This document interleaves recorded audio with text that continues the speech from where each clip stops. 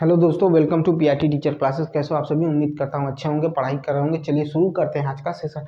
आज के सेशन में हम लोग हमें पढ़ना क्या है, तो आज के सेशन में हमें पढ़ना है सिंधु सभ्यता के बारे में।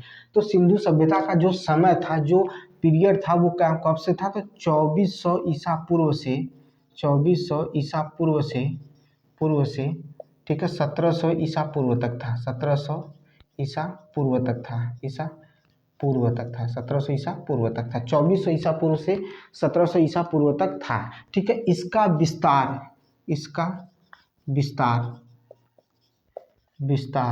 ठीक है, इसका विस्तार त्रिभुजाकार था। देखिए, हम आए तुरंत आपको पढ़ाना शुरू किए, क्योंकि इसमें समय लगेगा। इसको कवर करना है तो इसमें समय लगेगा। तो आज हो सकता है समय ज़्यादा लगे, पीरियड ज़्यादा बढ़े, टाइम लगे, लेकिन इसको ख़त्म करना है। और इस पर अगर हमें समय मिलता है तो क्वेश्चन भी कराएंगे, नहीं तो आपको 20 मिनट से लेकर 25 मिनट तक का क्वेश्चन का जो है आपको भी वीडियो मिल जाएगा, उस क्वेश्चन को भी देख लीजिएगा। लेकिन अभी फ़िलहाल में जो चीज़ें पढ़ा रहा हूँ बहुत तेज़ी से पढ़िए। बीच बीच में बात थोड़ी बहुत हो जाएगी, लेकिन मतलब ज़्यादा चर्चा नहीं करें, क्योंकि अगर उधर चर्चा करेंगे तो इधर छूट जाएगा। हमें छोड़ना नहीं, हमें सिर्फ पढ़ना है, हमें सिर्फ रिवाइज करना है। कैसे रिवाइज करना है? तो देखिए, 2400 ईसा पूर्व से लेकर 1700 ईसा पूर्व के बीच में कौन सी सभ्यता रही? तो सिंधु सभ्यता रही, और बहुत ही चर्चित सभ्यता रही।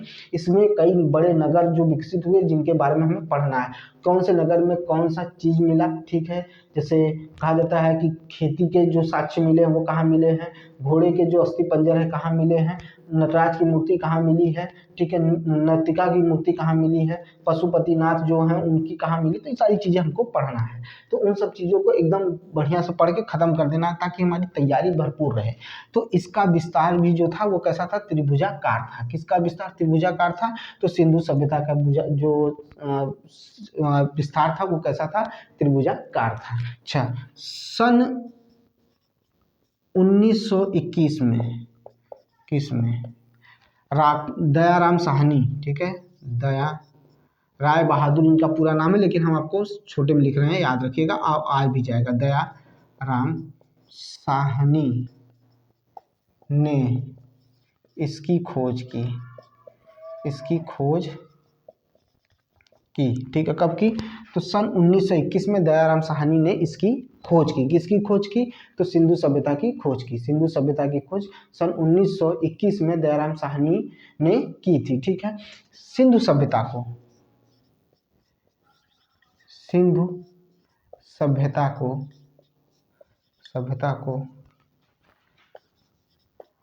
आद्य ऐतिहासिक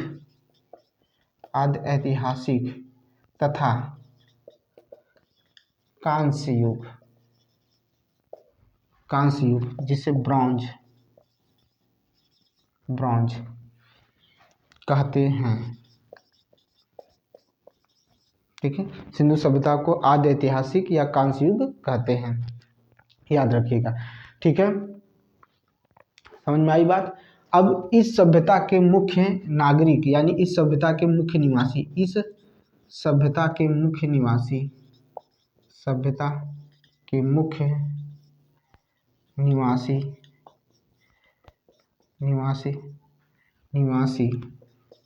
द्रविड़ तथा भूमध्य सागरी थे।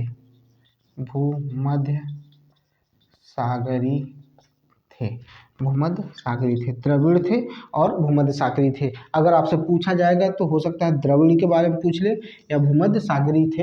यही जो थे, ये क्या थे? इसके मुख्य निवासी थे। द्रविड़ और भूमध्य सागरी जो थे मुख्य निवासी थे, ठीक है। द्रविड़, ठीक है, यहाँ पर ये वाला लिख लीजिए, ठीक है, ये रहेगा। द्रविड़ मुख्य निवासी थे, ठीक है। ये मुख्य निवासी थे। द्रविड़ और भूमध्य सागरी जो थे यहाँ के मुख्य निवासी थे, मुख्य निवासियों में से गिने जाते हैं, ठीक है, मुख्य निवासियों में से गिने जाते हैं, ठीक है। सिंधु सभ्यता, अब देखिए हम आपको समझाने की कोशिश कर रहे हैं, बहुत आसानी से समझ जाइएगा। इतना हो गया होगा, स्क्रीनशॉट ले लिए होंगे। आइए चलते हैं, बहुत ही इंपॉर्टेंट चीज़ समझाने चल रहे हैं, बस ध्यान दीजिएगा, उसको एक बार रिवाइज कर लीजिएगा। और ये त्रिभुजाकार होता है। कैसा होता है? त्रिभुजाकार होता है, ठीक है। कैसा है? त्रिभुजाकार है, ठीक है, त्रिभुजाकार है। और कैसे है देखिएगा, मैं 4 भागों में से डिवाइड कर रहा हूँ, और उसी के अनुसार हम लोग इसको क्या करेंगे? पढ़ लेंगे, ठीक है, छोटा सा है, बनाएंगे तो इसको पढ़ लेंगे। ठीक है, चलिए चलिए देखते हैं, ध्यान से समझिएगा। इस तरह से बन गया है। ठीक है, अब हम सबकी चर्चा करेंगे, एकदम अच्छे से चर्चा करेंगे, अच्छे से समझने की कोशिश करेंगे। ठीक है, अच्छे से समझने की कोशिश करेंगे, क्योंकि यहाँ पर समझना बहुत ही ज़रूरी है, यहाँ समझना बहुत ही ज़रूरी है। चलिए भाई देखिए, ये है आपका फिगर, देख लीजिए, ये उत्तर दिशा है। ठीक है, जिसे आप क्या कहते हैं, नॉर्थ। ठीक है, और ये क्या है आपका, दक्षिण है। ठीक है, जिसे नॉर्थ एंड साउथ कह देते हैं। ठीक है, दक्षिण हो गया आपका, क्या हो गया, दक्षिण हो गया। ठीक है, क्या हो गया आपका, दक्षिण हो गया। ठीक है, अब इसके बाद आता है ये पूर्व आता है, क्या आता है, पूर्व, जिसे ईस्ट कहते हैं। और ये क्या आ जाता है आपका, वेस्ट, यानी आपको क्या कहना होगा, पश्चिम दिशा। ठीक है, पश्चिम, जिसे वेस्ट कहते हैं। ध्यान से सुनिएगा, ध्यान से सुनिएगा, आप अगर ऐसे बनाकर सीखेंगे, आप ऐसे समझेंगे तो कोई दिक्कत नहीं होगी। पहले ये जो भी सभ्यता बसी थी, पहले अपने दिमाग में रखिएगा, वो हर एक सभ्यता नदी के किनारे बसी थी। तो इधर कौन सी नदी थी, तो इधर जो नदी थी उसका नाम था दासकर नदी। कौन सी नदी थी भैया, दासकर नदी। पहले नदी देख लीजिए, पहले नदियों का वर्णन कर लीजिए, पहले नदियों को देख लीजिए। याद करने का तरीका होता है, लोग आपको याद नहीं कराते हैं सही से, याद करने का तरीका समझिए। ठीक है, ये दासकर नदी हो गया। पूर्व में किस नदी के किनारे थे, तो हिंडन नदी के किनारे थे। किसके नदी के किनारे थे, तो हिंडन नदी के किनारे थे। ठीक है, हिंडन नदी के किनारे थे। अब बचा ऊपर का, ऊपर दिखाई दे रहा है ना भाई, हाँ ठीक है, ऊपर का बचा। ऊपर का क्या था, ऊपर कौन सी नदी थी, ऊपर कौन सी नदी थी, नीचे कौन सी नदी थी, ये दोनों जानना जरूरी है। दोनों को क्या करना है, जानना जरूरी है। तो उत्तर में कौन सी नदी थी, तो चिनाब नदी थी। कौन सी नदी थी, चिनाब। ठीक है, चिनाब नदी थी, चिनाब नदी थी। ठीक है, और नीचे कौन सी थी, तो गोदावरी थी। कौन सी थी, गोदावरी। पहले ये नदियों का नाम याद करिए कि इन्हीं के किनारे बसा हुआ था। कौन कौन बसा हुआ था, सबका नाम लिखाऊंगा। देखिए, ये है आपका फिगर। अगर कहा कहा क्या जा रहा है कि जो आपका क्या कहते हैं, जो सभ्यता है वो त्रिभुजाकार थी, तो त्रिभुजाकार बना लीजिए, लेकिन कहीं ना कहीं तीन छोर चार छोर है उसके, जिसमें ये दिखाया गया है। तो पूर्व में हिंडन नदी के किनारे है, जो मेरठ वाला जगह है। ठीक है, मेरठ और जीरा है, वहाँ पर देखने को मिलेगा। ये बलूचिस्तान का क्षेत्र है जहाँ पर मिलेगा। गोदावरी दाइमाबाद है, अहमदाबाद नगर, महाराष्ट्र। और ये क्या है, जम्मू कश्मीर में पड़ता है। ये कहाँ पड़ता है, जम्मू कश्मीर का क्षेत्र आता है। ठीक है, सिंध के किनारे वाला। ठीक है, तो हम इसके बारे में अच्छे से जानेंगे। समझने का कोई तरीका होता है, अगर आप खाली अंधेरे में तीर मारेंगे या आप खाली रटेंगे तो चीजें नहीं हो सकती हैं। ठीक है, तो देखिए यहाँ पर क्या है, तो देखिए सूतकेंदोर। ठीक है, ये क्षेत्र है जो कहाँ है, दास्क नदी के किनारे है। दास्क नदी के किनारे है बलूचिस्तान। बलूचिस्तान लिखने में भाई अगर शुद्ध नहीं लिखा है तो उसके लिए क्षमा करिएगा, क्योंकि यहाँ मैं आपको सिर्फ ये चीज़ समझाने बैठा हूँ कि आपको क्वेश्चन आए तो आप टिक कैसे करेंगे। ठीक है, तो ये हो गया, पहले समझ लीजिए। पश्चिम में कौन सी नदी है, तो दास्क नदी। पूर्व में कौन सी नदी है, तो हिंडन नदी के किनारे पर बसा हुआ है। फिर कौन सा है, गोदावरी नदी है। कौन सी नदी है, गोदावरी है, जो क्या है, दक्षिण में है। गोदावरी जो है दक्षिण में है। ठीक है, समझ में आया, दक्षिण में गोदावरी है। ठीक है, अब यहाँ पर कौन है, तो आलमगीरपुर। आलमगीरपुर। ठीक है, मेरठ जिला। मेरठ अब क्या है, मेरठ जिला है। ठीक है, उत्तर प्रदेश, मेरठ जिला उत्तर प्रदेश। आलमगीरपुर, ठीक है, आलमगीरपुर हो गया। अब उत्तर पूरा स्थल में क्या है, तो जम्मू कश्मीर का कौन सा क्षेत्र आता है, जम्मू कश्मीर में ही आएगा, जम्मू कश्मीर में ही आएगा। वो जम्मू कश्मीर का कौन सा क्षेत्र है, तो अखनूर के निकट मांदा, अखनूर के निकट, अखनूर के निकट मांदा। आप एनसीईआरटी उठाइए, उसमें भी आपको मिलेगा ये। ठीक है, मांदा। ठीक है, अखनूर के निकट मांदा, वो भी कहाँ, जम्मू एंड कश्मीर। कहाँ पर, जम्मू एंड कश्मीर। ये कौन सा है, तो साहिबाबाद है। यहाँ पर क्या है, सॉरी दाइमाबाद है। क्या है, दाइमाबाद है। ठीक है, गोदावरी के निकट क्या है, दाइमाबाद। क्या है, दाइमाबाद, दाइमाबाद। ठीक है, ये कहाँ है, तो दाइमाबाद कहाँ है, तो अहमदाबाद महाराष्ट्र। कहाँ पर है, अहमदाबाद महाराष्ट्र। ठीक है, अहमदनगर महाराष्ट्र। अहमदनगर महाराष्ट्र। ठीक है, याद रखिएगा। अब देखिए इसमें कौन सी कठिनाई है, क्या चीज़ दिक्कत है, कुछ दिक्कत नहीं है, सिंपल हो गया एकदम, क्वेश्चन सिंपल बन गया। आप चाहिए तो आप देख लीजिए इसको, एक बार में याद करिए, एक बार में समझिए। देखिए समझा रहा हूँ, पहले समझिएगा। उत्तर में देखिए ध्यान से, उत्तर में चिनाब नदी, दक्षिण में गोदावरी नदी, पूरब में हिंडन नदी, पश्चिम में कौन सी नदी, दास्क नदी। ठीक है, ये हो गया। तो पश्चिम में दास्क नदी के किनारे कौन है, तो सुक्केंगलोर है। ठीक है, बलूचिस्तान है। उसके बाद आपका पूर्व में कौन है, तो पूर्व में हिंडन नदी है। ठीक है, इसमें कौन है, आलमगीरपुर है, मेरठ जिले के पास। उसके बाद उत्तर में कौन है, चिनाब नदी है, अखनूर के निकट है, मांदा। ठीक है, और ये कौन है, गोदावरी, जो दाइमाबाद, अहमदनगर, महाराष्ट्र। इतना आप दिमाग में भर लीजिए, सारी चीज़ें आपकी क्लियर हो गई। इतना अगर आप समझ सकते हैं तो बहुत अच्छी बात है। अब आपको याद नहीं करना होगा, आप अगर इतने ये फिगर अपने दिमाग में भर लेते हैं तो आपको याद करने की ज़रूरत नहीं है, काम बन गया, हो गया क्वेश्चन आपको जो करना है। ठीक है, ठीक है। अभी आज के न्यूज़ में फिर प्राइमरी भर्ती आ गई है। ठीक है, माध्यमिक और प्राइमरी की भर्ती आ गई है उसके न्यूज़ में। ठीक है, उसके भी चर्चा करेंगे, अभी रुके रहिएगा।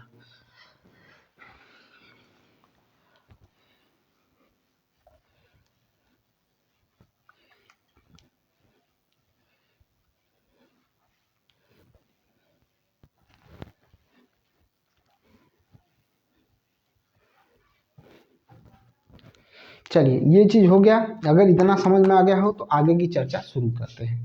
आगे की चर्चा शुरू करते हैं। इसी में देखिए हमको पढ़ना होगा विशाल स्नानागार। ठीक है, वो कैसा, उसका उसका आकार कैसा है, तो आयताकार है। नहाने के लिए या उसमें जाने के लिए दो तरफ से क्या है, सीढ़ियाँ बनी हुई, सब कुछ इसी में हम लोग क्या करेंगे, चर्चा करेंगे। तो घबराने की जरूरत नहीं है, बस समझने की जरूरत है। सिंधु सभ्यता को सैंधव सभ्यता भी कहा जाता है। ठीक है, इतना याद रखिएगा, सिंधु सभ्यता को सैंधव सभ्यता भी कहा जाता है। इसमें 6 ऐसे नगर थे जो बहुत ही क्या थे, विकसित और क्या थे, समृद्ध थे। ठीक है, विकसित और समृद्ध थे, जो 6 बड़े नगर हैं उनके बारे में पढ़ेंगे। ठीक है, तो कह रहा है कि सिंधु सभ्यता में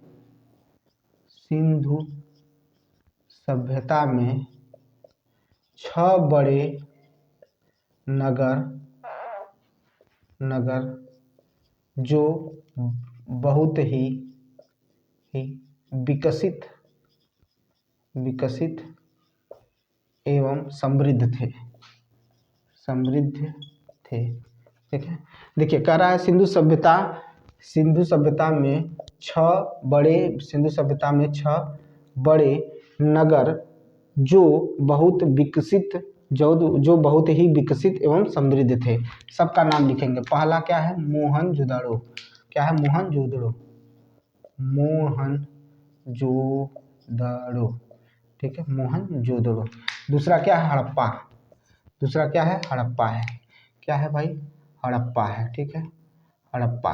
ठीक है, हड़प्पा है। दूसरा क्या है भाई, हड़प्पा है। दूसरा क्या है भाई आपका, हड़प्पा है। ठीक है, दूसरा क्या है, हड़प्पा है। बार बार ये क्यों लगा रहे हैं भाई, हड़प्पा है। दूसरा क्या है, हड़प्पा है। दूसरा क्या है, हड़प्पा है। और बताइए, कालीबंगन है, बताइए भाई, कालीबंगन है। पहला है मोहनजोदड़ो, दूसरा है दूसरा क्या है, सॉरी काली बोल रहे हैं हम। पहला क्या है, मोहनजोदड़ो है, दूसरा हड़प्पा है। ठीक है, उसके बाद कौन सा है, कालीबंगन है कि नहीं है, कालीबंगन भी है। ठीक है, कालीबंगन भी है। और कौन कौन सा है, तो गढ़वारी वाला। क्या है, गढ़वारी वाला। ठीक है, गढ़वारी। ठीक है, गढ़वारी वाला। ठीक है, गढ़वारी वाला, ये भी है। ठीक है, राखी गढ़ी है, बताइए भाई, राखी गढ़ी है। अभी एक और बताए हैं, कालीबंगन। कौन बताए हैं, कालीबंगन।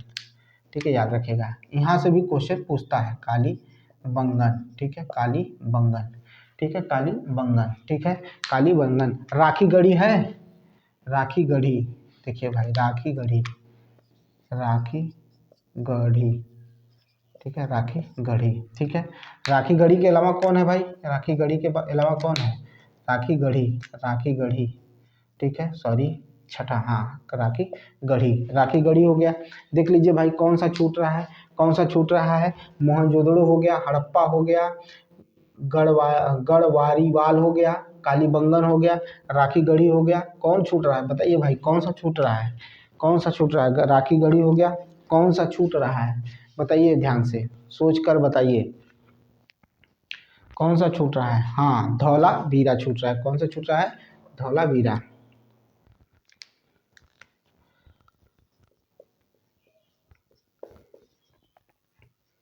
बीरा छूट रहा है, धौला बीरा छूट रहा है, ठीक है, यही धौला बीरा छूट रहा था। तो ये चीज़ें हो गई हमारी, ये क्या हो गई धौला बीरा ही हमसे क्या कर रहा था, छूट रहा था, धौला बीरा ही हमसे छूट रहा था। ये सभी क्या हैं, ये 6 बड़े महानगर हैं, जो 6 बड़े नगर हैं, जो बहुत ही क्या थे, विकसित थे। कैसे थे, बहुत ही विकसित थे, ठीक है, बहुत ही विकसित थे, ठीक है।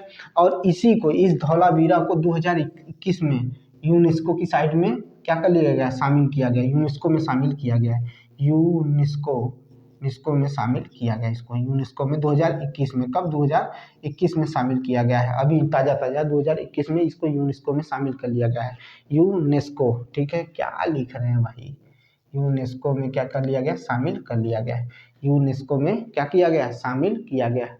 किसको शामिल किया गया, तो धौलावीरा को शामिल किया गया, ठीक है। धौलावीरा को 2021 में क्या किया गया, इसमें यूनेस्को में शामिल कर लिया गया, ठीक है। याद रहेगा भाई, याद करेंगे, सही है, ठीक है। चलिए अब देखिए ध्यान से, इसको सुनिएगा, कहा गया हड़प्पा, हड़प्पा के बारे में सुनिए, ठीक है। हड़प्पा स्वतंत्रता प्राप्ति के बाद, ठीक है, स्वतंत्रता प्राप्ति के बाद, ठीक है, स्वतंत्रता प्राप्ति के बाद हड़प्पा संस्कृति का सर्वाधिक स्थल कहाँ मिला था, तो मतलब समझिएगा, स्वतंत्रता प्राप्ति के बाद इसका सर्वाधिक स्थल कहाँ मिला था, तो गुजरात में मिला था। कहाँ मिला था, गुजरात में मिला था। ये जो गलतियां हो रही हैं ना, जल्दी जल्दी पढ़ाने के चक्कर में हो रही हैं, ठीक है, क्योंकि हम सोच रहे हैं कि जो सिंधु सभ्यता पूरा खत्म हो जाए आज, ठीक है, उसी चक्कर में हो रहा है। तो क्या था, सिंधु सभ्यता का में जो हड़प्पा संस्कृति थी, इसकी सर्वाधिक जो स्थल मिले थे, वो कहाँ मिले गए थे, कहाँ खोजे गए थे, गुजरात में। तो याद रखिएगा, कभी पूछ ले तो आप जरूर जवाब दीजिएगा कि कहाँ पर खोजे गए थे, गुजरात में खोजे गए थे, ठीक है। और सबसे बड़ा स्थल कौन है, तो मोहनजोदड़ो है, सबसे बड़ा स्थल कौन है, मोहनजोदड़ो है, ठीक है। सिंधु सभ्यता में सबसे बड़ा स्थल कौन है, मोहनजोदड़ो है। अगर बात करें ये पूरे, क्योंकि ये पाकिस्तान तक फैला हुआ, बलूचिस्तान सब जगह फैला हुआ है, लेकिन उसमें सबसे बड़ा कौन है, मोहनजोदड़ो है। लेकिन अगर पूछ ले कि भारत में कौन सा सबसे बड़ा है, तो भारत में कौन सा सबसे बड़ा है, तो कौन है, राखी गढ़ी है, जो भारत में सबसे बड़ा है। भारत में सिंधु सभ्यता का सबसे बड़ा स्थल, बड़ा स्थल यही है, ठीक है। सबसे बड़ा स्थल देखिए, स्थल लिखना भूल गए, स्थल, सबसे बड़ा स्थल यही है, ठीक है। वैसे पूरे सिंधु सभ्यता में सबसे बड़ा स्थल कौन है, मोहनजोदड़ो है। ये सिंधु सभ्यता का सबसे बड़ा स्थल है, सिंधु सभ्यता का सबसे बड़ा स्थल है, ठीक है। सिंधु सभ्यता का सबसे बड़ा स्थल है, ठीक है, सिंधु सभ्यता का सबसे बड़ा स्थल है। हमने आपको पढ़ाया है, साइंस में ही पढ़ाया है, और कब पढ़ाया था, जब हम लोग वन संरक्षण के बारे में पढ़ रहे थे तब। बताइएगा यूनेस्को जो है उसकी स्थापना कब हुई थी, जरूर बताइएगा, ठीक है, अगर पता हो तो जरूर बताइएगा, ठीक है। तो ये हो गया, सबसे बड़ा कौन है, तो मोहनजोदड़ो है। लेकिन अगर भारत में बात करें तो कौन सा है, तो सिंधु सभ्यता का सबसे बड़ा स्थल कौन सा है, तो राखी गढ़ी है। कौन है, राखी गढ़ी। अच्छा, राखी गढ़ी किस कहाँ पर है, तो आपको राखी गढ़ी जो देखने को मिलेगा वो घग्गर नदी के किनारे पर देखने को मिलेगा, वो भी कहाँ, हरियाणा हिसार में। कहाँ पर, हरियाणा हिसार में, ठीक है। चलिए देखिए, इसको देख लीजिए, ये गुजरात का तो पता चल गया, ठीक है। हरियाणा हिसार में सबसे बड़ा, ठीक है, सबसे बड़ा कह रहे हैं, घग्गर नदी के किनारे, ठीक है, घग्गर नदी के किनारे, ठीक है। किस नदी के किनारे, घग्गर नदी के किनारे। आज सही लिख नहीं रहे हैं, ठीक है। घग्गर नदी के किनारे पर क्या मिला था, इसकी खोज हुई थी, ठीक है। घग्गर नदी के किनारे पर इसकी खोज हुई थी, ठीक है, याद रखिएगा, घग्गर नदी के किनारे पर इसकी खोज हुई थी, किसकी, राखी गढ़ी की। और राखी गढ़ी भारत का सबसे बड़ा क्या है, सिंधु सभ्यता की सबसे बड़ी स्थल कौन सी है, तो राखी गढ़ी है, घग्गर नदी के किनारे पर है, ठीक है। इसकी खोज कब हुई थी, तो इसकी खोज हुई थी, राखी गढ़ी की खोज हुई थी 1963 ईस्वी में। 1963 ईस्वी में राखी गढ़ी की खोज हुई थी, 1963 ईस्वी में राखी गढ़ी की खोज हुई थी, ठीक है। और किसने किया था, तो सूरज भान ने किया था। किसने किया था, तो सूरज भान ने इसकी खोज की थी। तो सूरज भान ने इसकी खोज की थी, किसकी खोज की थी, तो राखी गढ़ी की, ठीक है। तो चलिए चलते हैं,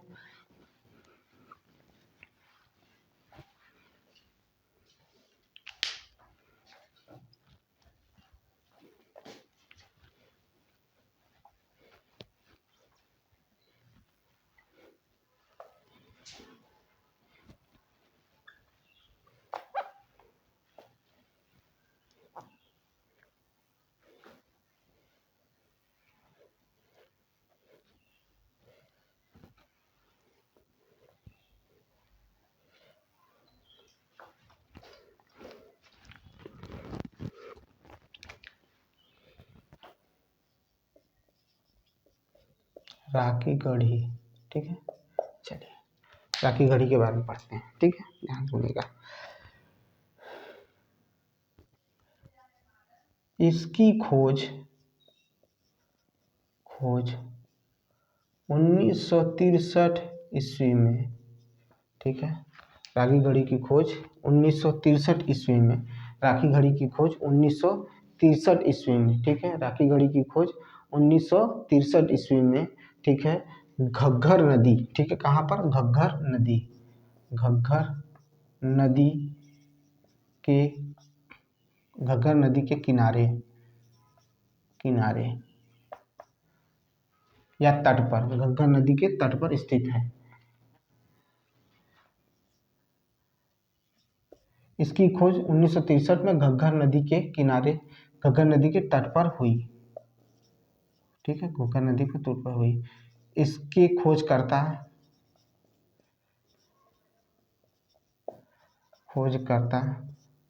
सूरजभान है, सूरजभान थे, सूरजभान थे। इसके खोजकर्ता कौन थे? सूरजभान थे, ठीक है। इसके खोजकर्ता कौन थे? तो सूरजभान थे, याद रखिएगा। सिंधु घाटी सभ्यता का सबसे बड़ा स्थल मोहनजोदड़ो, सबसे बड़ा स्थल मोहनजोदड़ो, जबकि भारत में इसका सबसे बड़ा स्थल कौन है? तो राखी गढ़ी है, ठीक है। तो अगर उसको भी नोट करना चाहते तो लिख सकते हैं कि सिंधु सभ्यता का सबसे बड़ा स्थल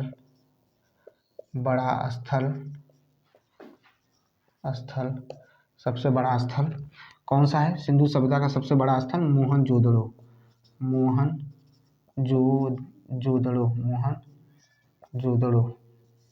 मोहनजोदड़ो, जबकि भारत में सिंधु सभ्यता का सबसे बड़ा स्थल राखी गढ़ी है, ठीक है। कौन है सबसे बड़ा स्थल? राखी गढ़ी है, ठीक है, भारत में स्थित है, ठीक है, राखी गढ़ी है, ठीक है। और ये कहाँ पर है? तो हरियाणा के हिसार जिले में है, यह हरियाणा के हिसार जिले में है, यह हरियाणा के हिसार जिले में है, हिसार जिले में है, हिसार जिले में, हरियाणा के हिसार जिले में है, ठीक है। याद रखिएगा ये हरियाणा के किसी जिले में? हिसार जिले में है, ठीक है। देखिए अगर हम बात करें कि इसी में हम पढ़ रहे हैं, क्योंकि हम सिंधु सभ्यता के बारे में पढ़ रहे हैं, तो सब कुछ हमें डिटेल से पढ़ना और अच्छे से पढ़ना है। तो इस सब चीज़ों को समझिएगा, कोशिश करिएगा कि ज़्यादा से ज़्यादा समझ में आए चीज़ें, ठीक है। देखिए अगर हम बात करें बंदरगाह, देखिए हमें एकदम शॉर्ट ट्रिक में पढ़ना है।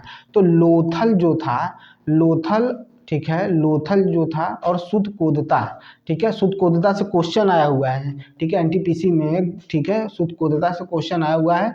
जब इसको हम पढ़ाएंगे आपको तो जरूर याद दिलाएंगे आपको, ठीक है। तो सुधकोदता, ठीक है, सुधकोतदा में, और कहाँ पर? लोथल में, ठीक है। क्या था? सिंधु सभ्यता का बंदरगाह था। सिंधु सभ्यता का बंदरगाह कहाँ पर था? तो सुधकोदता में, ठीक है, सुधकोदता में, ठीक है, और कहाँ पर था? लोथल में था।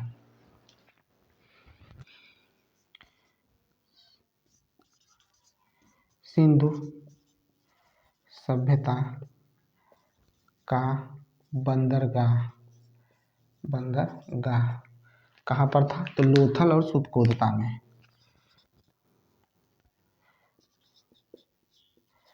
लोथल व सुधकोदता में, लोथल व सुधकोदता में, लोथल व सुधकोदता में आपको क्या देखने को मिलेगा? इसका बंदरगाह था, ठीक है, बंदरगाह था, ठीक है। और जूते हुए खेत, ठीक है, नक्काशीदार ईंटें, ठीक है, जूते हुए खेत और नक्काशीदार ईंटें जो मिले थे वो कहाँ मिले थे? तो कालीबंगन में मिले थे। कालीबंगन का अर्थ क्या होता है ये भी आपको आगे चल के पता चलेगा। कालीबंगन का अर्थ क्या होता है आपको आगे चलकर कालीबंगन के अर्थ के बारे में भी पता चलेगा, घबराइएगा नहीं, ठीक है। लेकिन उससे पहले जो चीज़ें बता रहे हैं उसको अपना रिवाइज करते रहिए और ध्यान में रखिएगा, ठीक है। तो आगे की तरफ हम चलेंगे, ठीक है।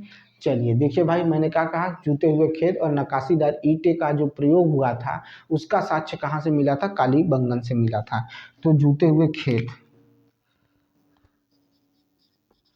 जूते हुए खेत तथा नक्काशी, नक्काशी, चलिए आ गया आप सही, नक्काशीदार खेत, ठीक है। कभी कभी दिमाग डिस्टर्ब रहता है तो गड़बड़ हो जाता है, ठीक है। बाकी सही हो जाता है जब पर चलते हैं तब, ठीक है। देखिए नक्काशीदार खेत नहीं ईंट, क्या नक्काशीदार ईंट अभी भी सही नहीं है, ठीक है। तो जूते हुए खेत और नक्काशीदार ईंट कहाँ देखने को मिलते हैं, नक्काशीदार ईंट, ईंट हमें, ईंट, नक्काशीदार ईंट का साक्ष्य, साक्ष्य, ईंट का साक्ष्य कहाँ पर मिला था, कहाँ पर मिला था, नक्काशीदार ईंट और जूते हुए खेत कहाँ पर मिले थे, तो कालीबंगन, कालीबंगन, कालीबंगन से मिले थे, कालीबंगन से मिले थे, बंगन से मिले थे, कालीबंगन से मिले थे, ठीक है। जूते हुए खेत और नक्काशीदार ईंट, ठीक है, कहाँ से मिले थे, तो इसके कहाँ मिले थे, सर्वप्रथम कहाँ मिले थे, तो कालीबंगन से मिले थे या कालीबंगन से प्राप्त हुए थे, ठीक है। अब मोहनजोदड़ो में एक विशाल स्नानागार था जिसकी लंबाई और चौड़ाई थी और गहराई थी, तीनों के बारे में चर्चा करेंगे और उसके बारे में बात करेंगे। लेकिन वो मिला कहाँ से था, कहाँ पर मिला था, तो मोहनजोदड़ो में मिला था, मोहनजोदड़ो में यह स्नानागार देखने को मिला था, ठीक है। अन्नागार भी देखने को मिलेगा, अभी उसके बारे में भी चर्चा करेंगे, पहले इसके बारे में कर ले तब, ठीक है। तेजी से पढ़ाने का बस यही कारण है भाई कि ज़्यादा से ज़्यादा पढ़ना और ज़्यादा से ज़्यादा आपको रिवाइज कराना, ठीक है, यही कारण है। आप यहाँ पर आए हैं तो कॉपी तो बंद कर दीजिए, सिर्फ जो पढ़ा रहे हैं उसको ध्यान से सुनिए और कई बार रिवाइज करिए। देखिए चीज़ें आपकी तैयार ना हो जाए तो कहिएगा, ठीक है। जितना ज़्यादा आप अपने से पढ़ेंगे उससे कहीं ज़्यादा आप मेरी बातों को सुनकर आप क्या कर लेंगे, चीज़ों को याद कर लेंगे, ठीक है। तो ज़्यादा से ज़्यादा, क्योंकि आप अपने माइंड पर जब प्रेशर डालेंगे तभी जाकर चीज़ें होंगी, ठीक है। विशाल स्नानागार, विशाल स्नानागार, ठीक है, विशाल स्नानागार, ध्यान से सुनिएगा, पहले लिखना नहीं है और हम तो लिखने के लिए मना ही कर रहे हैं, ठीक है। विशाल स्नानागार, ठीक है, स्नानागार, ठीक है, लिखना मना है, ठीक है। पहली बात ये कहाँ मिला था, तो मोहनजोदड़ो में मिला था, कहाँ पर मिला था, तो मोहनजोदड़ो में मिला था, ठीक है। कहाँ पर मिला था, तो मोहनजोदड़ो में ये देखने को मिला था, कहाँ पर देखने को मिला था, तो मोहनजोदड़ो में देखने को मिला था। कौन मिला था, तो विशाल स्नानागार मिला था, क्या मिला था, विशाल स्नानागार कहाँ मिला था, तो मोहनजोदड़ो में, ठीक है, विशाल स्नानागार, ठीक है, विशाल स्नानागार, ठीक है, विशाल स्नानागार कहाँ देखने को मिला था, तो मोहनजोदड़ो में देखने को मिला था, ठीक है। अब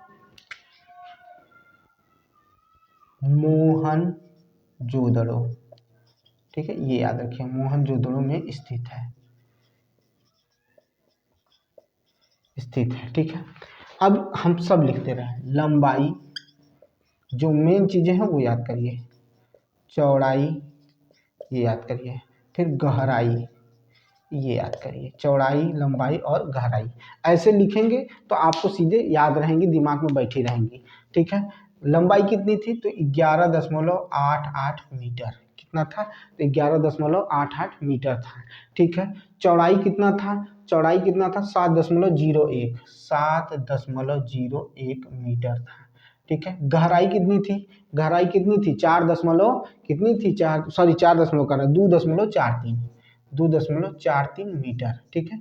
ये इसकी क्या थी, पूरी देख लीजिए, चौड़ाई जो थी 11.88 मीटर थी और लंबाई 11.88 मीटर थी, चौड़ाई 7.01 मीटर थी और गहराई 2.43 मीटर थी, ठीक है। गहराई कितनी थी, तो 2.43 मीटर, 2.43 मीटर गहराई, 7.01 मीटर चौड़ाई और 11.88 क्या थी, लंबाई थी, 11.88 मीटर क्या थी, लंबाई थी, ठीक है, याद रखिएगा। अच्छा, इस स्नान कुंड में उतरने के लिए दो तरफ से क्या थी, सीढ़ियाँ थी, दो तरफ से सीढ़ियाँ थी। ये तो लिखवाने की जरूरत नहीं है, ये आएगा भी नहीं, ठीक है, इसमें आएगा नहीं। इसमें जो जल भरा जाता था कुओं के माध्यम से भरा जाता था। किसके माध्यम से भरा जाता था, तो कुओं के माध्यम से इसमें जल भरा जाता था। और जब उसका प्रयोग हो दिया जाता था तो इस स्नानागार को खाली कर दिया जाता था। तो इससे ये पता चलता था कि कभी कभी जब विशेष पर्व होता था या विशेष चीज़ें होती थी, उस समय में इसमें स्नान करने के लिए लोग आते थे, ठीक है। यानी ये विशेष पर्व पर ही खोला जाता था या इसमें नहाने के लिए व्यवस्था की जाती थी। और क्या किया जाता था, कुओं से क्या किया जाता था, पानी भरा जाता था, बाद में इसको क्या कर दिया गया, बंद कर दिया जाता था। अब आते हैं अग्नि कुंड के बारे में, यानी जो यज्ञ के लिए बनाया गया था, अग्नि कुंड, ठीक है, अग्नि कुंड के बारे में जानते हैं, ठीक है, यज्ञ के लिए जो बनाया गया था, ठीक है, अग्नि कुंड। ये इसके साक्ष्य कहाँ से मिले थे, इसके साक्ष्य कहाँ से मिले थे, अग्नि कुंड के जो साक्ष्य थे वो कहाँ से मिले थे, ठीक है, अग्नि कुंड के साक्ष्य कहाँ कहाँ से मिले थे, तो लोथल से मिला हुआ था, ठीक है, लोथल से मिला था और काली बंगन से मिला था, लोथल और काली बंगन से मिला हुआ था, ठीक है, काली बंगन और लोथल से प्राप्त हुआ था, काली बंगन और लोथल से ही प्राप्त हुआ था। जबकि अभी हमने बताया कि जो बंदरगाह थे वो सुदकोदता से और कहाँ से मिले थे, सुदकोदता से मिले थे और कहाँ से मिले थे, सुदकोदता से और किससे मिले थे, लोथल से। लेकिन क्या था, ये बंदरगाह था। लेकिन अब हमें क्या पढ़ना है, अग्निकुंड जो था वो कहाँ से मिला था, अग्निकुंड की चर्चा कर रहे हैं कि अग्निकुंड कहाँ से देखने को मिला था। तो जो अग्निकुंड था, जिसे यज्ञ वेदी भी कहा जाता है या यज्ञ करने का स्थान जो होता है, वो कहाँ में मिला था, तो लोथल से मिला था और काली बंगन से, लोथल और काली बंगन, लोथल, लोथल व काली बंगन, काली बंगन, ठीक है, लोथल व काली बंगन से मिला था, लोथल या काली बंगन से मिला था, ठीक है। इसका मतलब था कि उस समय में क्या होता था, यज्ञ किए जाते थे, ठीक है, यज्ञ को क्या किया जाता था, किया जाता था, ठीक है, यज्ञ किया जाता था। और ये कब होते थे, विशेष जब समय होता था उस समय पर ये किया जाता था, ठीक है। अब यहाँ पर क्या था कि एक सील, ठीक है, या कहा जा सकता है कि तीन मुख वाले, ठीक है, देवता, जिसे पशुपति नाथ जिसे कहा गया, ठीक है, एक सील पर तीन मुख वाले देवता, ठीक है, एक सील था, जैसे यहाँ पर एक सील बना दीजिए, यह एक सील था और इसी पर तीन मुख वाले पशुपतिनाथ की क्या मिली थी, मूर्ति मिली थी। और उसी के जस्ट नीचे पर क्या था, कुछ जानवरों का क्या था, चित्र अंकित था, ठीक है, कुछ जानवरों का क्या किया गया था, चित्र अंकित किया गया था, ठीक है, या उसमें बनाया गया था। जैसे इसमें जो उनके चारों तरफ था तो वो उसमें कौन कौन सी चीज़ थी, तो हाथी था, घोड़ा था, ठीक है, भैंसा था, ठीक है, हाथी था, घोड़ा था, भैंसा था और क्या था, चीता था, क्या था, चीता, ठीक है, क्या था, चीता था, हाथी, घोड़ा, भैंसा और क्या था भाई, चीता था, ठीक है। चीता का क्या बना था, वहाँ पर चित्र बना हुआ था। किसकी बात कर रहे हैं, तो एक सील पर तीन मुख वाले पशुपतिनाथ, एक सील पर तीन मुख वाले पशुपतिनाथ, पशुपतिनाथ नाथ की मूर्ति मिली, जिसके नीचे, जिसके नीचे नीचे नीचे हाथी, ठीक है, जिसके नीचे हाथी था और क्या था भाई, हाथी था, गैंडा था, गैंडा था, फिर क्या था, चीता था, चीता था, चीता व भैंसा विराजमान था, भैंसा विराजमान था, विराजमान था, भैंसा विराजमान था, याद रखिएगा, यही चीज़ याद रखिएगा, ठीक है। अग्निकुंड लोथल और कालीबंगन में था। तब एक सील पर तीन मुख, ठीक है, तीन मुख पशुपतिनाथ की मूर्ति मिली थी, तीन मुख वाले पशुपतिनाथ की क्या मिली थी, मूर्ति मिली थी एक सील पर, ठीक है। तीन मुख वाले जो देवता थे पशुपतिनाथ, ठीक है, यहाँ पर देखिए क्या लिखेंगे, वाले, ठीक है, तीन मुख वाले पशुपतिनाथ की मूर्ति क्या थी, मिली थी, जिसके नीचे हाथी, गैंडा और चीता, भैंसा क्या थे, विराजमान थे, ठीक है, क्या थे, विराजमान थे, ठीक है, याद रहेगा। अब देखिए मोहनजोदड़ो में ही, ठीक है, मोहनजोदड़ो में ही एक नर्तकी की मूर्ति मिली थी। क्या मिली थी? नर्तकी की मूर्ति मिली थी। तो वो किस धातु की थी? तो कांस्य की मूर्ति थी। किसकी मूर्ति थी? तो कांस्य की मूर्ति थी, ठीक है, क्योंकि ये कांस्य युग भी कहा जाता है, ठीक है।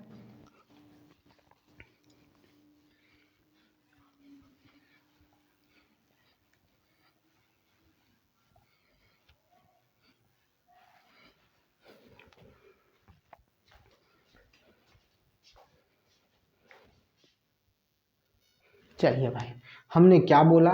देखिए मोहनजोदड़ो से, ठीक है, पशुपतिनाथ, एक सील पर पशुपतिनाथ की मूर्ति मिली थी। पशुपतिनाथ नामक देवता की मूर्ति मिली थी।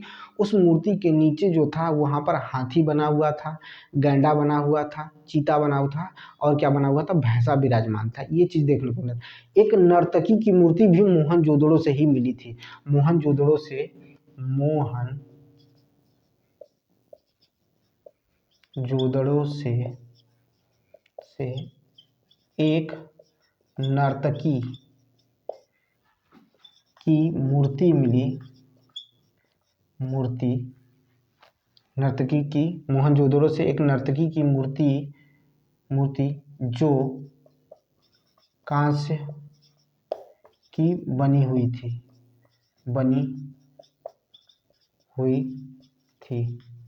ठीक है, याद रखिएगा। मतलब जो ये मूर्ति मिली है वो किसकी बनी हुई थी? कांस्य धातु की बनी हुई थी, जिसे ब्रॉन्ज भी कहा जाता है, उसी से मिली हुई थी, ठीक है।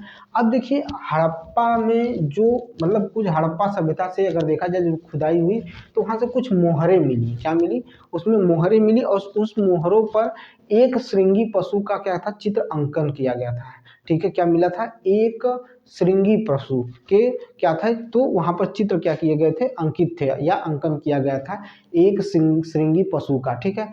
और यहीं पर एक ऐसा भी मोहर प्राप्त हुआ जिसमें ये दिखाया गया कि वह उसमें एक स्त्री को चित्रित किया गया था या अंकन किया गया था, और उसके गर्भ से क्या निकल रहा था? पौधा निकल रहा था। ये सारी चीजें आपको कहाँ देखने को मिली थी? तो हड़प्पा से मिली थी। तो हड़प्पा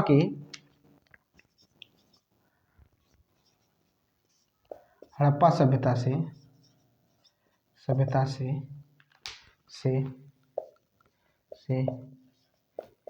मिली मोहरों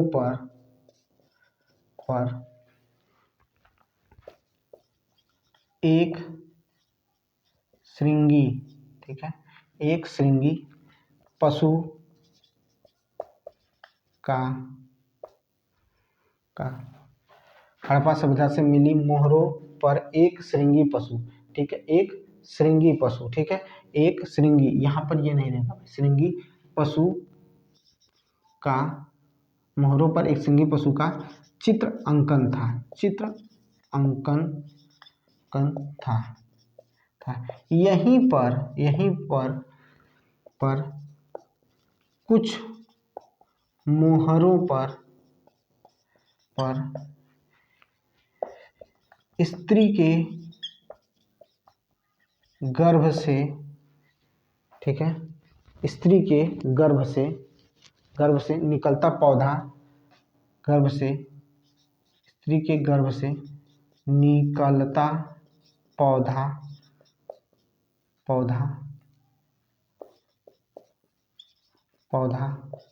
का चित्र अंकित था, ठीक है। क्या था? देख लीजिए भाई, ठीक है। हड़प्पा सभ्यता से मिली मोहरों पर एक श्रृंगी पशु का चित्र अंकन था। अगर बात करें यहीं पर कुछ मोहरों पर स्त्री के गर्भ से निकलता हुआ पौधा का क्या था? मोहरों पर चित्र अंकित था, ठीक है। तो याद रखिएगा, गड़बड़ तो नहीं लिखे। यहीं पर कुछ मोहरों पर, ठीक है, स्त्री के गर्भ से निकलता पौधा का चित्र क्या था? अंकित था। और ये मोहरें कैसे थी?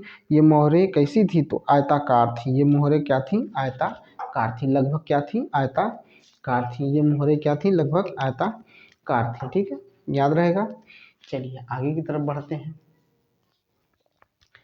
ठीक है, आगे बढ़ते हैं। देखिए ये हो गया। अब क्या पढ़ना है? तो मनका, जो मनके होते थे, मनके, ये बहुत इंपॉर्टेंट है। ये मनके जो थे ये कहाँ से मिले थे? कहाँ पर इनका निर्माण होता था, इनको बनाने का कारखाना कहाँ पर था? तो लोथल और चहुंदड़ो में क्या था, इसका क्या था, चहुंदड़ो में इसका क्या था, कारखाना था। क्या था, चहुंदड़ो में इसका क्या था, कारखाना था, चहुंदड़ो में और लोथल में।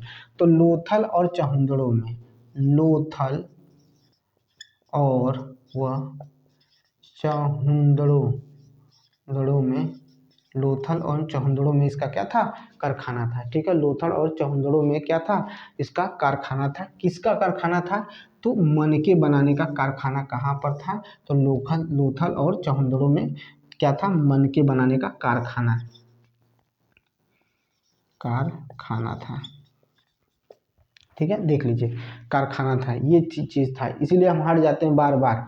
ठीक है, सिंधु सभ्यता में जो लिपि यूज की जाती थी, वो लिपि कैसी थी, तो चित्र भावात्मक लिपि क्या करते थे, यूज करते थे सिंधु सभ्यता में, चित्र भावात्मक। ठीक है, चित्र, ठीक है, ठीक है, भाव चित्रात्मक, सॉरी, भाव चित्रात्मक या चित्र भावात्मक या भाव चित्रात्मक क्या करते थे, भाव चित्रात्मक जो थे लिपि का प्रयोग किया जाता था। ठीक है, भाव चित्रात्मक, इसको पहले उतार लीजिए तब दिखाते हैं। ठीक है,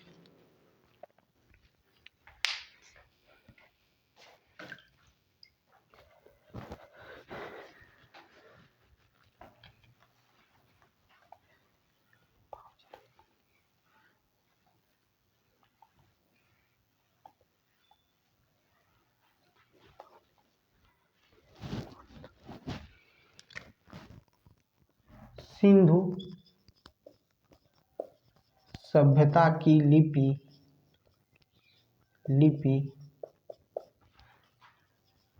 भाव चित्रात्मक थी, भाव चित्रात्मक थी। सिंधु सभ्यता की लिपि कैसी थी, तो भाव चित्रात्मक थी। ठीक है, भाव चित्रात्मक थी। ठीक है, यह पहले तो देखिए, यह लिपि पहले क्या करती थी, दाएं से बाईं ओर चलती थी, दाएं से बाईं ओर चलती थी। ठीक है, पहले जब शुरू करते हैं तो इसे दाएं से बाईं ओर की तरफ से शुरू करते हैं, दाएं से बाईं की ओर लिखी जाती है। जब अभिलेख एक से अधिक पंक्तियों में हो जाता है तो पहली पंक्ति दाएं से बाईं ओर, फिर दूसरी पंक्ति बाईं से दाईं ओर चलना शुरू हो जाती है। यानी अगर हमें इसमें लिखना होगा तो हम शुरुआत किधर से करेंगे, तो दाईं तरफ से शुरू करेंगे, फिर बाईं तरफ हो गया तो एक से अधिक होने पर तब ये बाईं से दाईं ओर चलना शुरू हो जाती थी। तो इसका हमेशा याद रखिएगा, बाएं से दाईं ओर चलती है, कब चलती है, जब दूसरी पंक्ति आती है तब। पहली पंक्ति में ये कहाँ होती है, तो दाएं से बाएं की तरफ होती है, फिर बाएं से दाएं की तरफ चलना शुरू हो जाती है। एकदम याद रखिएगा, यही इसका इंपॉर्टेंट है। ठीक है, पहले किधर से चलेगी, तो दाईं से, यानी सीधे हाथ से उल्टे हाथ की तरफ चलेगी। ठीक है, फिर उल्टे से सीधे की तरफ चलना शुरू हो जाएगी, ये इसका काम है। ठीक है, याद रखिएगा। चलिए भाई, सिंधु सभ्यता के लोगों ने नगरों और घरों के विन्यास की जो पद्धति थी वो ग्रिड पद्धति थी, यानी जो घर वहाँ पर बने थे, जो नगर वहाँ पर बनाए गए थे, घरों को बनाने के लिए ग्रिड पद्धति का यूज किया गया था। किसकी पद्धति का यूज किया गया था, तो ग्रिड पद्धति की का किया गया था, उपयोग किया गया था। सिंधु सभ्यता के लोग नगरों और घरों के विन्यास, देखिए, सिंधु सभ्यता के लोग, सिंधु सभ्यता के लोग नगरों व घरों का विन्यास, नगरों व घरों का विन्यास। ठीक है, सिंधु सभ्यता के लोग नगरों व घरों का विन्यास किस तरह बनाते थे, विन्यास किस तरह का था, तो विन्यास किस तरह के लिए थे, विन्यास, नगरों व घरों का विन्यास ग्रिड पद्धति में था, ग्रिड ग्रिड पद्धति में था, ग्रिड पद्धति में था। ठीक है, नगरों और घरों का विन्यास कैसा था, तो ग्रिड पद्धति में था। ठीक है, याद रखिएगा, कैसी पद्धति थी, तो ग्रिड पद्धति थी, याद रखिएगा। चलिए अब आगे सुनिए, यहाँ पर जो घर थे ना, उसमें मैक्सिमम के जो दरवाजे होते थे और खिड़कियाँ होती थी वो घर के पीछे होते थे। घर के सामने जो सड़क होती थी उधर नहीं होते थे, घर के पीछे होते थे। बस एक ही जो नगर था जिसमें ऐसी पद्धति नहीं अपनाई गई थी, वो था लोथल। लोथल के जो नगर थे या घर थे, उनमें जो खिड़कियां और दरवाजे लगे होते थे वो सड़क की ओर खुलते थे। ठीक है, तो सिंधु सभ्यता में, सिंधु सभ्यता में, सिंधु सभ्यता में अधिकतर अधिकतर दरवाजे या खिड़कियां खिड़कियां घरों के पीछे पीछे खुलते थे। केवल लोथल में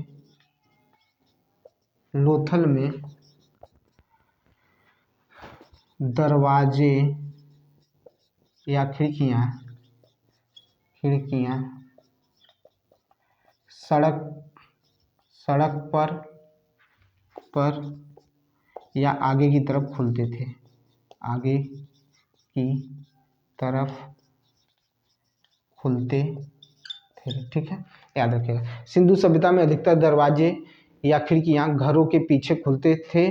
केवल लोथल में दरवाजे या खिड़कियां सड़क पर या आगे की ओर क्या करते थे, खुलते थे। ठीक है। सिंधु सभ्यता की मुख्य फसल जो थी, सिंधु सभ्यता की मुख्य फसल कौन थी? गेहूं और जौ था सिंधु सभ्यता की मुख्य फसल। लेकिन सबसे पहले प्राप्त कौन हुआ था, अभी पता चल जाएगा। सिंधु सभ्यता की मुख्य फसल गेहूं व जौ था। ठीक है, गेहूं व जौ था, याद रखिएगा। मुख्य फसल क्या था सिंधु सभ्यता का? गेहूं और जौ था। फिर से समझिए, सिंधु सभ्यता में जो लिपि यूज होती थी वो भाव चित्रात्मक लिपि थी। कैसी लिपि थी? तो भाव चित्रात्मक लिपि थी। सिंधु सभ्यता के लोग नगरों और घरों का विन्यास ग्रिड पद्धति से, देखिए क्या होता है ग्रिड पद्धति, देखिए यहाँ पर ये मात्रा गड़बड़ हो गया। ग्रिड पद्धति लिखने में भाई, ठीक है, अगर डिजिटल बोर्ड हो तो कोई दिक्कत ही ना हो। ठीक है, लेकिन कोई बात नहीं, लोग यहाँ तो टाइपिंग में भी मिस्टेक करते हैं, आपको बहुत से देखने को मिलेंगे। यहाँ तो लिखा जा रहा है और पढ़ाया भी जा रहा है साथ में। सिंधु सभ्यता में अधिकतर दरवाजे और खिड़कियां घरों के पीछे खुलते थे। ठीक है, घरों के पीछे खुलते थे। ठीक है, खुलते थे। केवल लोथल में दरवाजे या खिड़कियां सड़क पर या आगे की तरफ खुलते थे। ठीक है, याद रखिएगा। सिंधु सभ्यता की मुख्य फसल गेहूं और जौ थी। ठीक है, और जो सिंधु सभ्यता के लोग थे या सिंधुवासी जो थे वो हमेशा मिठास के लिए किसका प्रयोग करते थे? तो शहद का प्रयोग करते थे। सिंधुवासी जो थे हमेशा किसका यूज करते थे? मिठास के लिए किसका उपयोग करते थे? तो मिठास के लिए वो हमेशा क्या करते थे? शहद का उपयोग करते थे। मिठास के लिए किसका उपयोग करते थे? तो शहद का उपयोग करते थे, याद रखिएगा। किसके लिए? शहद का उपयोग करते थे। ठीक है, ये भी याद रखने वाली चीज है, इसको भूलिएगा नहीं। एक बार याद रखिए कि उन्होंने मिठाई के रूप में क्या लेते थे? शहद लेते थे, शहद को खाते पीते थे। ठीक है, मिठाई के रूप में यूज करते थे सिंधु सभ्यता के लोग, हमेशा याद रखिएगा। मिट्टी के बने हल, ठीक है, मिट्टी के बने जो हल थे उसका साक्ष्य कहाँ से मिला था? मिट्टी के बने हल का जो साक्ष्य था वो कहाँ मिला था? तो कहाँ मिला था? बताइए भाई, वन माली में मिला था। वन माली से मिला था, मिट्टी से बने हल का साक्ष्य मिला था। मिट्टी से बने हल का साक्ष्य कहाँ मिला था? वन माली में मिला था। ठीक है, समझ में आई बात। और रंगपुर, ठीक है, और लोथल में, ठीक है, याद रखिएगा। पहले मिट्टी से बने हल, मिट्टी से बने हल का साक्ष्य बनमाली से मिला था। ठीक है, बनमाली से मिला था। और क्या मिला था? तो मिट्टी से बने साक्ष्य, मिट्टी से बने हल का साक्ष्य बनमाली से मिला था। ठीक है, किससे मिला था? बनमाली से मिला था। ठीक है, याद रखिएगा। मिट्टी से बने साक्ष्य का हल कहाँ मिला था? बनमाली से मिला था। ठीक है, रंगपुर और लोथल जो थे, रंगपुर और लोथल, ये दो याद रखिएगा।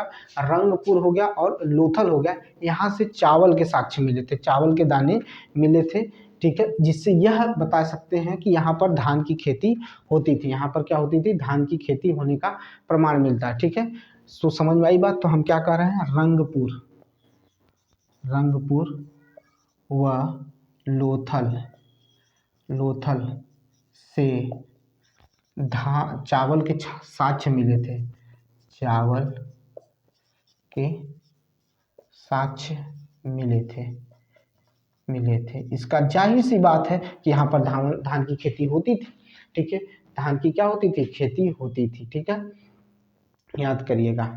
ठीक है, 3 स्थान, ठीक है, घोड़े के साक्ष्य के लिए बहुत इंपॉर्टेंट थे। ये 3 स्थानों पर घोड़े के क्या मिले थे? अस्थि पंजर मिले थे, ठीक है। एक था सुतकोदता था, कालीबंगन था और लोथल था, ठीक है।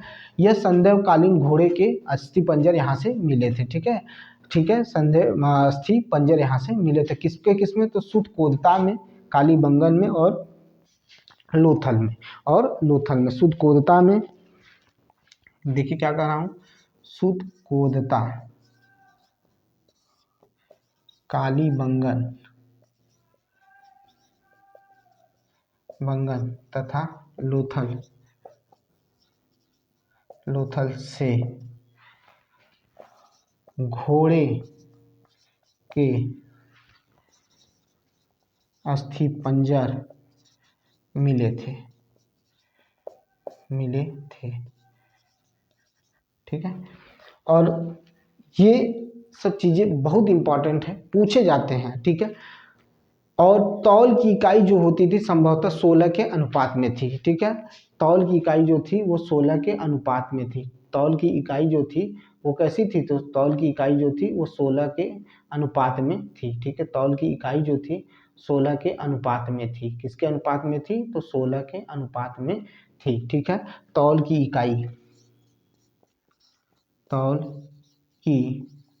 इकाई 16 के अनुपात में थी,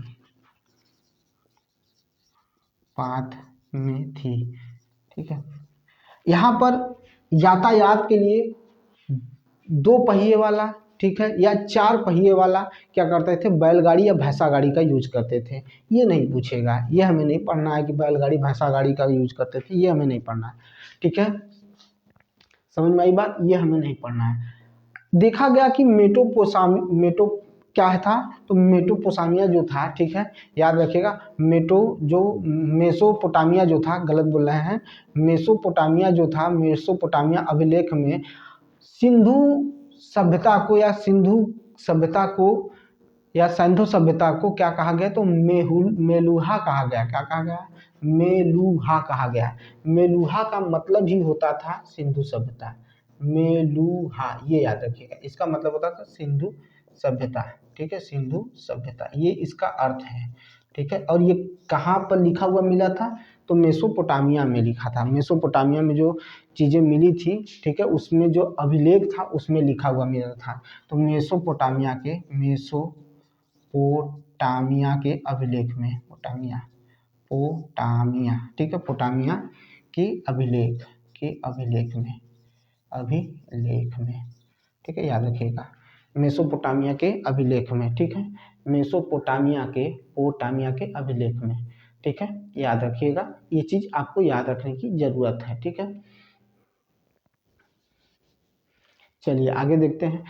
ये मतलब जो सिंधु सभ्यता के लोग थे वो धरती को, ठीक है, धरती को उर्वरता की देवी मानते थे। क्या मानते थे? तो उर्वरता की देवी मानकर क्या करते थे? पूजा करते थे। किसकी पूजा करते थे? तो धरती की पूजा करते थे। साथ में वृक्ष की भी पूजा करते थे, शिव की भी पूजा करते थे सिंधु सभ्यता के लोग। तो हम किसकी किसकी बता देते हैं, अभी बता देते हैं भाई।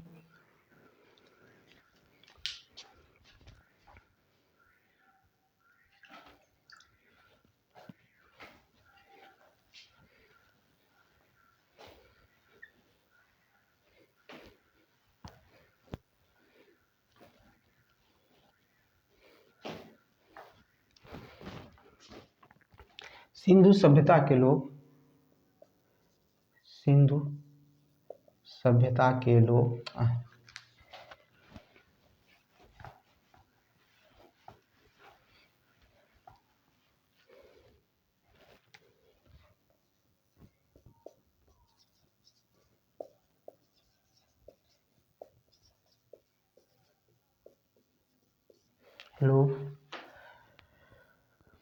धरती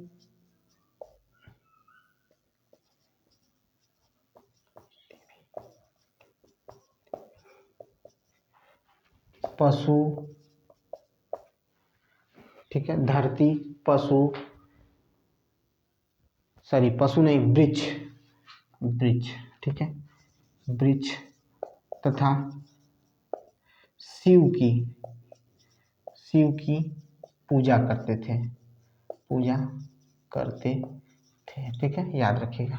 ठीक है, यहाँ पर कोई भी पशु पूजा नहीं होती थी, या उसमें कहा जाए कि गाय वाय का कोई मैटर नहीं था। ठीक है, समझ में आई बात। स्वास्तिक चिन्ह बहुत इंपॉर्टेंट, स्वास्तिक चिन्ह। ठीक है, स्वास्तिक चिन्ह, ये स्वास्तिक चिन्ह। ठीक है, हो सकता है गलत हो, लेकिन गलत तो नहीं होना चाहिए भाई। स्वास्तिक चिन्ह, ठीक है, कहाँ से मिला था, तो हड़प्पा सभ्यता की देन है। यह हड़प्पा सभ्यता की देन है। ठीक है, हड़प्पा सभ्यता की देन है, हड़प्पा सभ्यता की देन है। ठीक है, याद रखिएगा। ऐसे बनाने से क्या होता है, आपको याद रहेगा कि ये किसकी किसकी देन है, तो हड़प्पा सभ्यता की देन है। ठीक है, हड़प्पा सभ्यता की देन है। ठीक है, याद रखिएगा।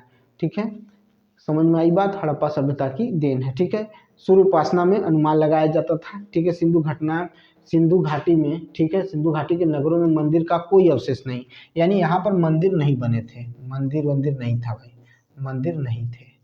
ठीक है, मंदिर नहीं थे। हाँ, एक एक मतलब एक पशु की पूजा होती थी, कुबड़ वाला जो सांड था उसकी पूजा करते थे लोग, सिंधु सभ्यता के लोग कुबड़ वाले सांड की, कुबड़ वाले सांड की क्या करते थे, कुबड़ वाले सांड की क्या करते थे, पूजा करते थे। कुबड़ वाले सांड, ठीक है, कुबड़ वाले सांड की, सांड की, ठीक है, कुबड़ वाले सांड की क्या करते थे, पूजा करते थे भैया, कि कुबड़ वाले सांड की क्या करते थे, पूजा करते थे। ठीक है, और सिंधु सभ्यता थी, या सिंधु के जो नगर थे सिंधु सभ्यता के समय पर, वो कैसे थे, तो मातृसत्तात्मक थे। ठीक है, मातृसत्तात्मक क्यों, क्योंकि यहाँ पर स्त्रियों को क्या किया जाता था, मूर्ति बनाकर उनकी पूजा की जाती थी। ठीक है, इसलिए मातृसत्तात्मक था कौन, सिंधु सभ्यता। सिंधु सभ्यता के लोग सूती और ऊनी वस्त्रों का प्रयोग करते थे, सिंधु सभ्यता के लोग सूती और ऊनी, देखिए भाई, सिंधु सभ्यता के लोग, सिंधु सभ्यता के लोग सूती व ऊनी कपड़ों का प्रयोग करते थे, ऊनी कपड़ों का प्रयोग करते थे। ठीक है, सूती और ऊनी कपड़ों का क्या करते थे, प्रयोग करते थे। कौन करता था, तो सिंधु सभ्यता के लोग करते थे। ठीक है, और जो मिट्टी के बर्तन बनते थे उस पर काले रंग से डिजाइन बनाते थे। क्या करते थे, लाल मिट्टी का क्या करते थे, बर्तन बनाते थे, और उस पर काले रंग की क्या करते थे, डिजाइन करते थे। सिंधु सभ्यता के लोग किसी भी प्रकार के हथियार जैसे तलवार उलवार के परिचित नहीं थे। ठीक है, इसमें यहाँ पर पर्दा प्रथा और वेश्यावृत्ति थी। ठीक है, ये दोनों क्या था, प्रचलन में था, पर्दा प्रथा भी प्रचलन में था और वेश्यावृत्ति भी क्या थी, प्रचलन में थी। ठीक है, तो ये सब चीजें नहीं आएंगी, इसको पढ़ने की जरूरत नहीं है। ठीक है, और क्या हुआ था, तो शवों को दफनाने के लिए, देखिए, जो शवों का दफनाने का काम जो होता था, वो हड़प्पा में शव को दफनाया जाता था। दो चीजें देखिए, पूछ सकता है, यहाँ से क्वेश्चन बन सकता है कि दफनाने वाली जो प्रक्रिया है उसके बारे में समझिए। ठीक है, समझिएगा, दो चीजें, मोहनजोदड़ो और हड़प्पा, अधिकतर यहीं से पूछा जाएगा। ठीक है,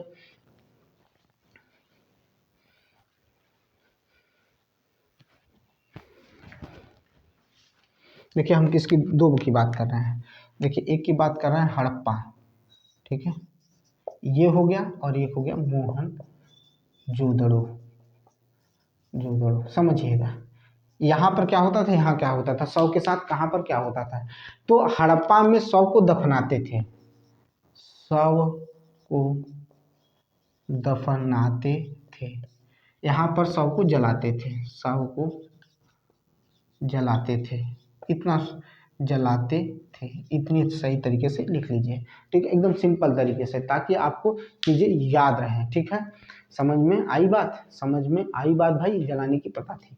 ठीक है, जबकि लोथल और कालीबंगन में क्या होता था, जो युग में यानी जोड़ा के साथ, ठीक है, शवों को क्या किया जाता था, समाधियां मिलती थी। ठीक है, सिंधु सभ्यता में विनाश का संभवतः सबसे प्राणी जो मतलब जो ये सभ्यता जो थी वो विनाश कैसे हुआ इसका, तो इसका विनाश बाढ़ की वजह से हो गया। ठीक है, ये पूछ सकता है कि सिंधु सभ्यता का विनाश का मुख्य कारण कौन था, तो बाढ़ था। कौन था विनाश का मुख्य कारण, सिंधु सभ्यता के विनाश का, सिंधु सभ्यता के विनाश का मुख्य कारण, विनाश का मुख्य कारण बाढ़ हुआ, बाढ़ था। ठीक है, कारण क्या था, बाढ़ था। ठीक है, जो आग में मिट्टी पकती थी, ठीक है, जो मिट्टी आग में पकती थी, यानी वो मिट्टी क्या होती थी भाई, उस मिट्टी की कुछ डिजाइन बनाए जाते थे, जैसे घड़ा बना लिए, बर्तन बना लिए, तो उसको पकाते थे, तो जब पका देते थे तो वो टेरा कोटा हो जाता था। उसका नाम क्या रखे थे? टेरा कोटा। याद रखिएगा, उसका नाम क्या था? टेरा कोटा था। क्या नाम था उसका? टेरा कोटा। जो बाढ़ में क्या होता था, मिट्टी को जो पकाया जाता था उसे क्या कहते थे? तो टेरा कोटा कहा जाता था। याद रखिएगा, भूलने वाली चीज नहीं है भाई, इसको याद रखिए। ठीक है, अभी बहुत कुछ बाकी है, लेकिन इसी पर आज खत्म करते हैं, क्योंकि इस पर अब क्वेश्चन को चर्चा करेंगे। क्वेश्चन के साथ और भी जो चीज़ें हैं जो इम्पोर्टेंट है वो उस पर भी हम बात करेंगे।